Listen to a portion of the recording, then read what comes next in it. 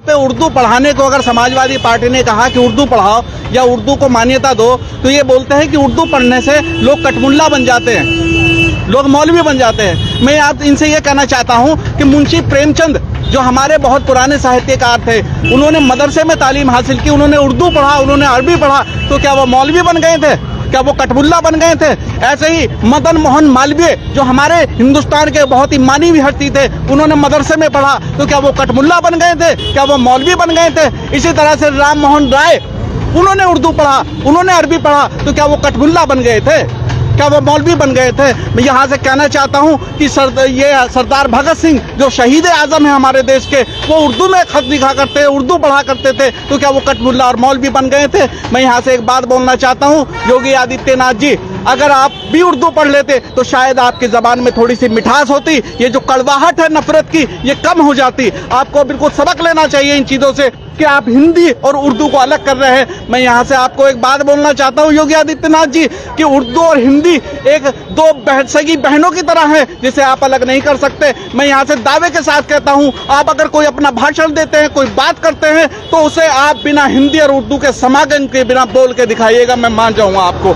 आप किसी तरह की कोई फिल्म अगर बनाते हैं, तो वो फिल्म बिना हिंदी और उर्दू के समागम के बगैर आप बना के दिखाइएगा, मैं मान जाऊँगा आपको। आप किसी भी तरह का कोई लेख लिखते हैं, तो हिंदी और उर्दू के समागम के बिना आप लिख कर दिखाइएगा, मैं मान जाऊंगा। बिना हिंदी और उर्दू के समागम के आप कोई काम नहीं कर सकते हिंदुस्तान के अंदर। आज आपने वो काम किया है, आज आपने लोगों को नफरत में और हिंदी और उर्दू में बांट दिया, हिंदू और मुसलमान में बांट दिया, आपने धर्म और जात बना दी भाषा की भी। मैं यहाँ से बोलता हूँ, ओम भूर्भुवः स्वः तत्सवितुर्वरेण्यं भर्गो देवस्य धीमहि धियो यो न प्रचोदयात्। मैं संस्कृत का श्लोक बोलता हूँ, तो क्या मैं पंडित बन गया?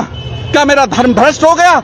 मैंने ये ज्ञान अर्जित करने के लिए गायत्री मंत्र पढ़ा है। मैं यहाँ से आपको बोलता हूँ कि अगर मैंने पंजाबी आंधी है, मैं पंजाबी बोल सकता, मैं तो क्या मैं बिल्कुल पंजाबी पहुंच जाऊंगा, मैं सिख हो जाऊंगा? ये जबानें किसी की वो नहीं है, जागीर नहीं है बाप की, ये जबानें सबकी जागीर है। ये ज्ञान अर्जित करने का तरीका है और लोगों को अपने आप को एक्सप्लोर करने का तरीका है कि किस तरह से आप एक्सप्लोर करेंगे। मला मी काय मराठी पण येतो, मला मी मराठी बोलू शकतो, मराठी पण येते मला, सांगा तुम्ही काय हवे? मैं मराठी जानता हूँ और जब मैं महाराष्ट्र में होता हूँ तो मराठी में बात करता हूँ। तो वो मैंने क्यों उसको सीखा मराठी को? क्योंकि मला आवडतो मराठी, मुझे पसंद है मराठी। मराठी आमचे भारताची संस्कृती आहे मराठी, आम्हाला शिकवायला पाहिजे मराठी, हमें सीखनी चाहिए मराठी। हमें हर हिंदुस्तान की हर भाषा को सीखना चाहिए, हमें दुनिया की हर भाषा को सीखना चाहिए, ताकि हम दुनिया को एक्सप्लोर कर सकें और पूरी तरह से जान सके। धर्म की जबान नहीं होती। और यहाँ से मैं योगी जी को भी एक बात बोलना चाहता हूँ कि एक मुसलमान जब पढ़ा लिखा होता है ना, तो उसको 4 ज़बानें आती हैं, और अगर कोई गैर मुस्लिम कोई पढ़ा लिखा होता है, उसे सिर्फ 2 ज़बान आती है।